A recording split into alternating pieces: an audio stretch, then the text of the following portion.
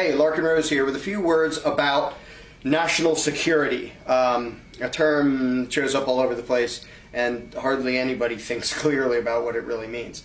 I'm going to start with something that sounds unrelated, but it's really not, so bear with me for a couple of minutes. Every individual, every business, every group, every organization has its own interests, has the things it's trying to accomplish, the things it's trying to do. And everybody basically looks out for his own interests above all else. And there isn't anything evil or nasty or malicious about that. For example, if you decide to give to the poor, it's because your interests are helping the poor. But you're still doing it because it serves what you want to accomplish. It's sort of a given. It's just a truism that, of course, people do what they think is going to serve what they want to see happen.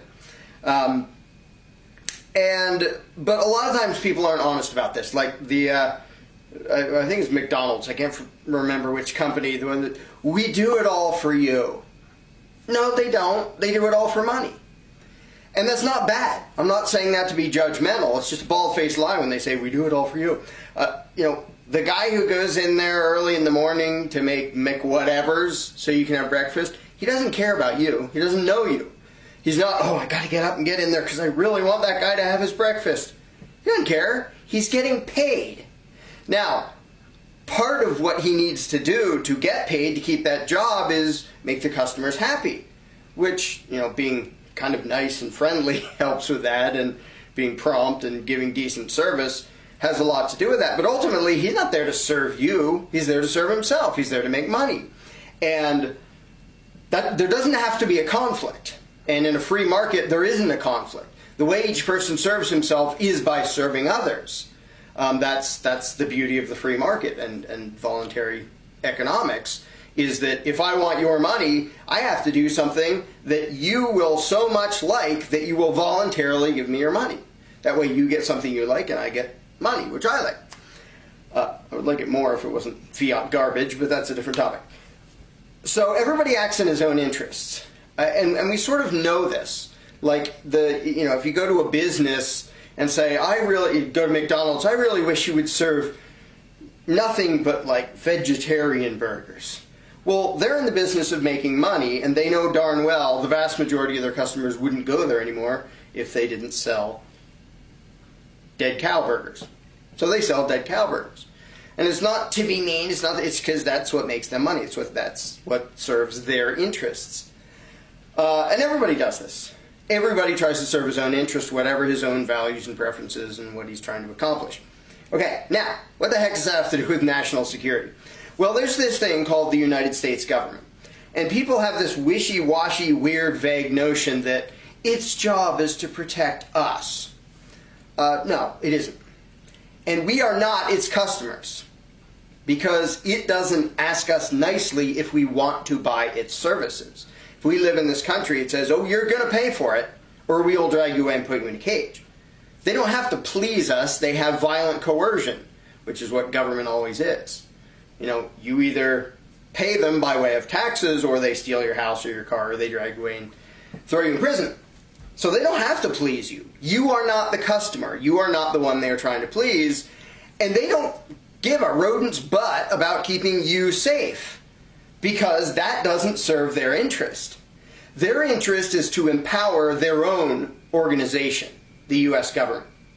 And if you're getting beat up by some criminal over there, they don't care. It doesn't empower them in the slightest to protect you, because you have to pay for them whether they protect you or not. Now, they have to put on enough of a show that there isn't like a tax revolt or an open revolution, so they sort of pretend to care a little bit here and there, just enough to keep the people from overthrowing them or just massively disobeying them. But they don't care about you. The U.S. government is not in the business of caring about you. It throws out its propaganda like it's there to protect the people. No, it isn't. It's a corporation. It's its own little thing serving itself. Now, when it says national security, it does not mean, when the control freaks in government talk about national security, they don't mean the security of all the people living in this great big place called the United States. They don't give a rodent's butt about you. If you get blown up, they couldn't possibly care less.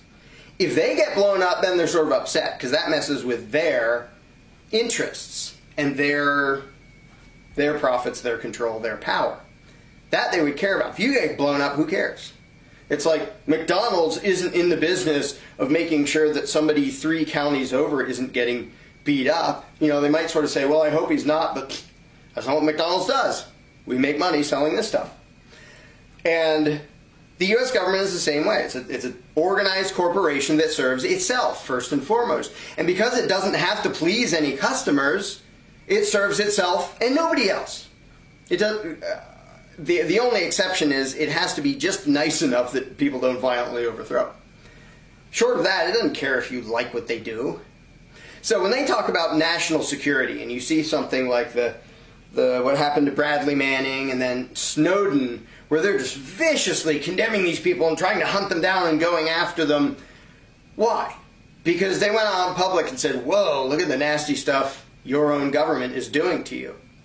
Now, it's ridiculous to think that the people who talk about national security in that context mean, oh my gosh, you people out there, it's going to harm you if you find out what we're doing to you. Obviously, it's not your interests they care about when they're viciously doing a witch hunt after anybody who shows you what government is actually doing. Government is trying to defend and empower government. That's all they ever do. Again, they'll put on a little bit of show to try to dupe people, but that's all they care about. And if you start to understand that, then you can start to understand why they're just, you know, the Bradley Manning leaks this video of U.S. military just murdering people. There's a bunch of people hanging around the street. They're not in combat. They're not doing anything. And this gunship just mows them down, kills a whole bunch of them. And that video, thanks to Bradley Manning, has now been seen by millions and millions of people. The U.S. government didn't say, oh my gosh, look at what the troops did. We have to put a stop to this. They said, oh my gosh, the American people found out what U.S. troops do. We have to put a stop to them finding out. So go after Bradley Manning and say he's evil and he's putting our troops in danger. I have an idea. If you don't want the world to hate you, don't fly around murdering people. Works for me. I don't run around murdering people and the whole world doesn't hate me. So that's my happy advice for the U.S. government. But because their own interest is their own power and their own money and their own control and all the fun stuff that goes with that, they hate Bradley Manning for telling the truth way more than they hate their own mercenaries for committing murder. Here's where it gets to the uncomfortable part that most Americans just don't want to think about. Those U.S. troops in Afghanistan and in Iraq before and all over the world that are constantly in these conflicts, they are not there to protect you. And I mean, I don't know how more ridiculous the lie could be before people stop believing it. They're over there fighting for our freedom, because if they didn't, any second now, a bunch of Arabs would come over here and rule the United States. Does anyone really believe that? Seriously? They are not protecting you. They weren't protecting you in Vietnam. They weren't protecting you in Korea. They weren't even protecting you in World War II. But that's a complicated enough thing. We'll leave that for another video. They aren't over there blowing up people on the other side of the world to protect you. Those people aren't any threat to you. Even if they don't like you, even if they think, you know, America is the big Satan. And incidentally, mostly they think the American government is the big Satan, and they're right. Now, a lot of them are too mushy in their head to even make the distinction, so they just sort of think, America. And I can't blame them too much, because most Americans are mushy in their head and think America, and can't distinguish between the people and the place and the ruling class. And so it's a bunch of mushy-headed pack mentality. But a thing that people really don't want to understand. Now, if you haven't read the Operation Northwoods documents, go look them up and read them. They're not that long. They're declassified. And you will see government serving its own interests by staging fake terrorist actions to blame on a foreign power in order to get public support for a war. Now, is that in the interest of the people? To create a war completely unnecessarily? To send American soldiers off to die in? Is that in the interest of the soldiers? No. Is it in the interest of the American people? No. Is it in the interest of government? Yes. Because they get power. When they can dupe the people into saying, oh, we have to do something about this. whether we're talking about foreign war, or a war on drugs, or a war on crime, or a war on poverty, whenever they can dupe the peasantry into saying, government, please grab lots of power and fix this, that serves the government interest. So they will instigate wars because it empowers themselves. Here's another really uncomfortable part that people aren't going to want to hear. Guantanamo Bay, people have rightfully, and I just posted a video for a friend of mine about stuff happening at Guantanamo Bay. People are saying, oh, that's horrible how they're treating these people and they torture them. And some people say, what are you doing? Torturing people doesn't even give you reliable intelligence. Because if you torture somebody, you can get them to say anything. They will say anything to stop you from torturing them, whether it's true or false. They don't care. They just want you to stop torturing them. And so a bunch of CIA experts have said this does not gather useful intelligence. It doesn't gather accurate information. And so a lot of people are pointing at Guantanamo Bay and what they do there and the rendition thing and all the happy torture that the Bush and Obama administration seem to think is just fine and say, but that doesn't even help. Yes, it does. If you understand what they're actually trying to accomplish. If you still have it in your head that their goal is to protect you, then yeah, it doesn't accomplish anything. It's stupid. You torture people and they tell you completely random stuff that has nothing to do with reality. What good does that do? Plus, you're being completely evil by torturing people. If you think that is their goal, it doesn't do any good. If you understand their real goal, you understand why they keep doing it. When they torture somebody to get a confession, and pay close attention because you're not going to want to hear this. When the U.S. government tortures somebody to get a confession, it is not because they want a true confession. They torture people to get false confessions. They want false confessions. Now, if you're imagining them as a protector, you can't process that. I'll tell you why they want false confessions.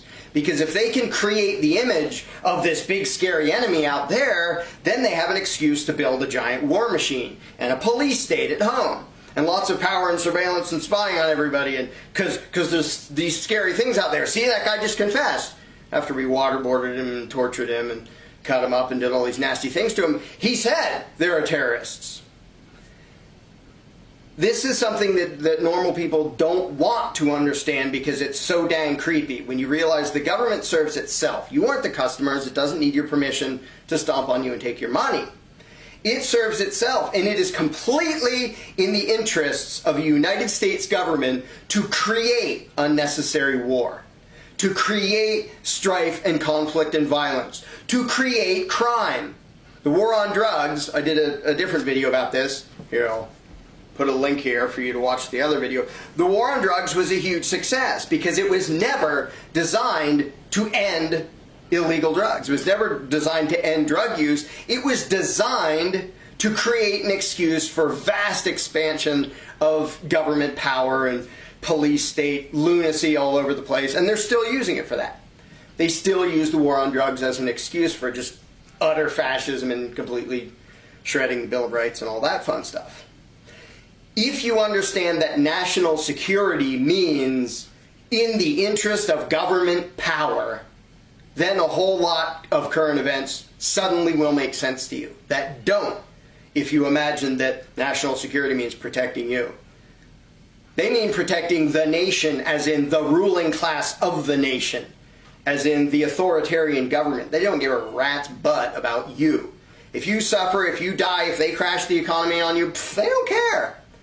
And how many ways do they have to demonstrate this before Americans will figure it out? The bailout, oh my gosh, the economy's getting bad. I know, let's rob all the hardworking people and give gajillions of dollars to gigantic banks and corporations.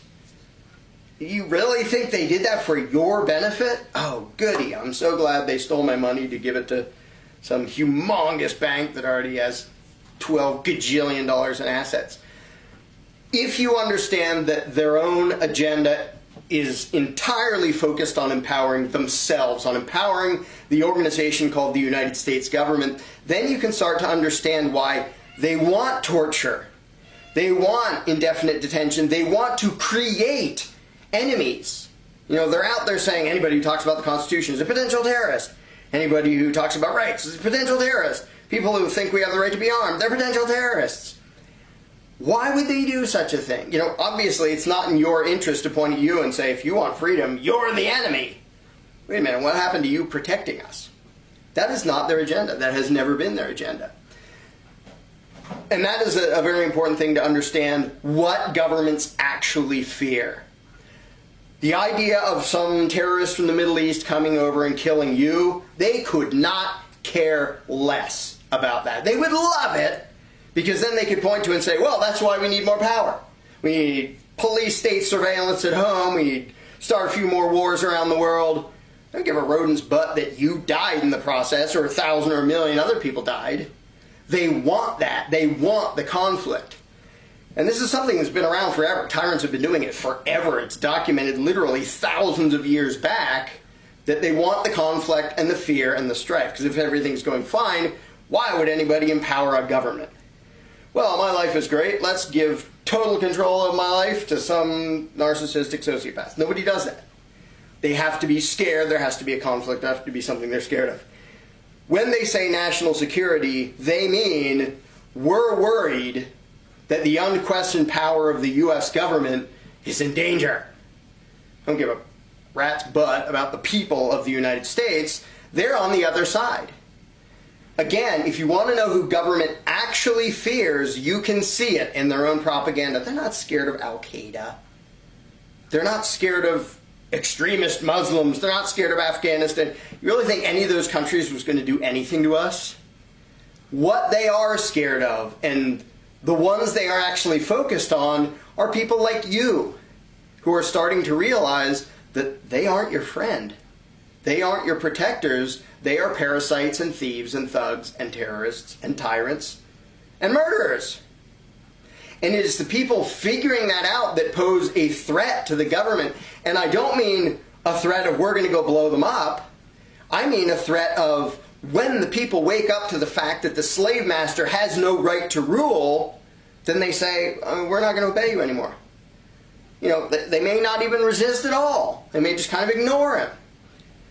That is what they're scared of. That is the threat to their power, is Americans coming to realize that the United States government is not and has never been an organization that cares about the people or serves the people or helps the people or in any way creates or preserves civilization or morality or peaceful coexistence.